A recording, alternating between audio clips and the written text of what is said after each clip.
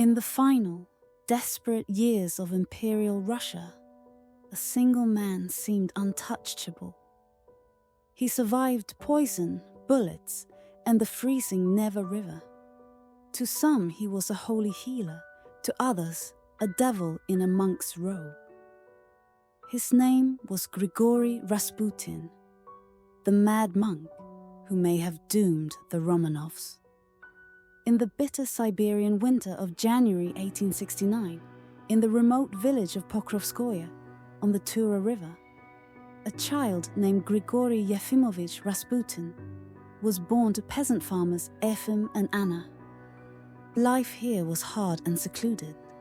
Long months of darkness, endless snow, and a faith shaped by the Russian Orthodox Church and the old magic of village folklore. As a youth, Rasputin was anything but saintly. Local police records and village gossip painted him as a thief and heavy drinker.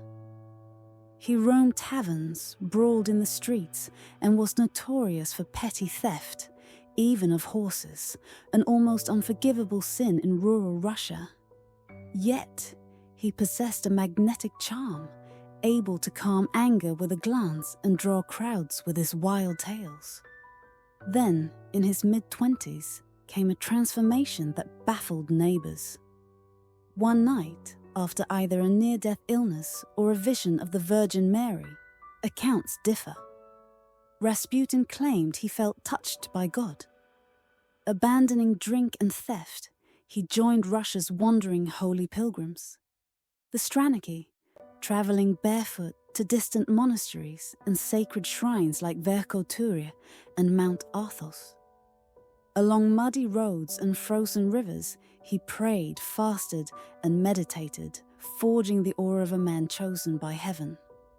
By the early 1900s, Rasputin had returned to Pokrovskoye with a new identity, mystic and healer.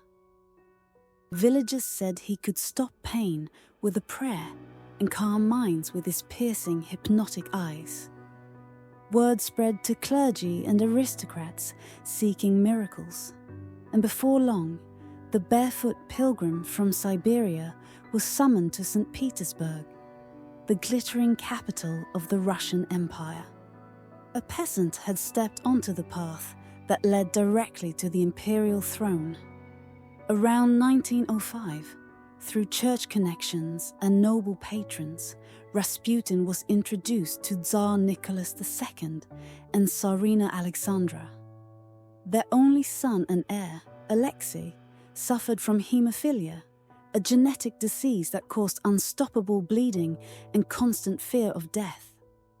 When doctors failed, Rasputin succeeded, at least in the eyes of the desperate parents. Whether through prayer, hypnosis, or a calming presence that lowered Alexei's blood pressure, the bleeding episodes eased whenever Rasputin prayed at the boy's bedside. To Alexandra, this was nothing short of divine intervention.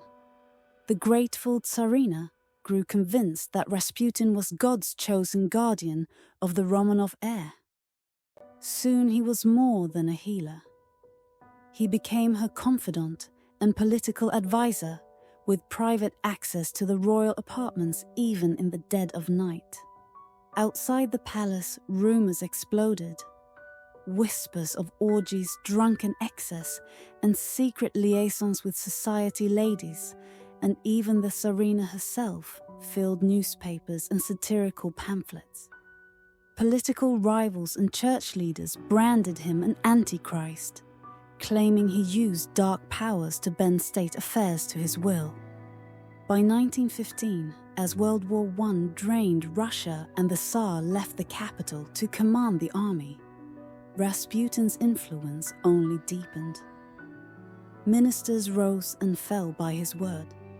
To many Russians, it seemed that a Siberian peasant now steered the empire. Determined to break his hold, a group of nobles led by Prince Felix Yusupov and Grand Duke Dmitry Pavlovich plotted an assassination in December 1916. On the freezing night of December 16th, Rasputin was lured, to Yusupov's Moika palace with the promise of late-night tea and cakes.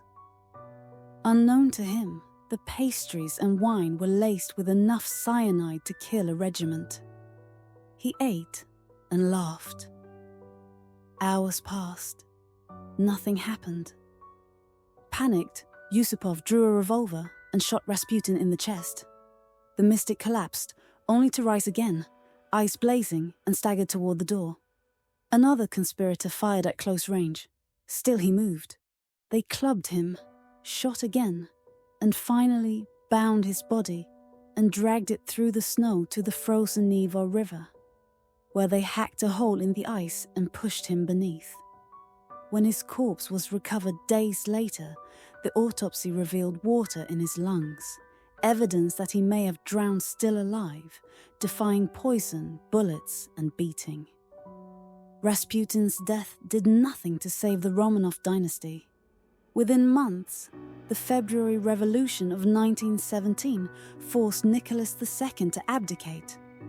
The Bolsheviks seized power, and the imperial family would soon perish in a cellar in Yekaterinburg. Yet Rasputin lived on in legend. To some, he remained the holy wanderer who healed the air and sought God's will. To others, he was a charlatan, debauchee, and dark magician whose ambitions hastened an empire's collapse. More than a century later, the name Rasputin still conjures the strange twilight of Russia's last days. A man who walked out of Siberian obscurity to stand at the heart of imperial power, blurring the line between miracle and manipulation, prophecy and nightmare. History remembers Grigori Rasputin as a monster and a miracle worker, a prophet and a fraud. Whatever you believe, his shadow still looms over the fall of the Russian Empire. This is Crown of Shadows, Dark History. Thank you for watching, and until next time, remember, every crown casts a shadow.